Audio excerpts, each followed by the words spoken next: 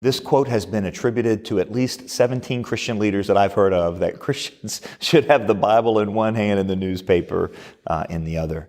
I think that is, it's a good mandate. Chuck Colson used to say it, and I think it's right. Now, they're not equal players. We don't want to read the Bible through the lens of the newspaper. We want to read the newspaper through the lens of the Bible. But one of the things that Scripture tells us, in numerous places, is it gives us this God who's concerned with time and place, and a God who places us in time and place. I'm thinking of Paul in Acts chapter 17 when he's speaking to the Epicureans and Stoics, and he says that God has determined the exact times that we live in the boundaries of our dwelling place. And so if we are here in a particular moment, why? To make the invisible kingdom visible, Chuck Colson used to say. And if I'm going to love God well, I need to care that He put me in this time and place.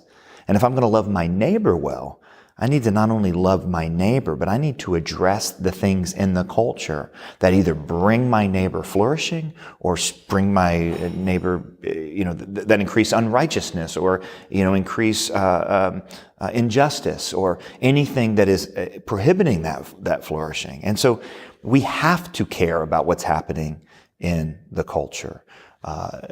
Now, that doesn't mean always reacting to every headline news story. As Christians, we have the ability to see underneath those news stories to these kind of cultural undercurrents or trends that these news stories reflect. So we don't just react, but we can respond to the significant issues of our culture with the gospel.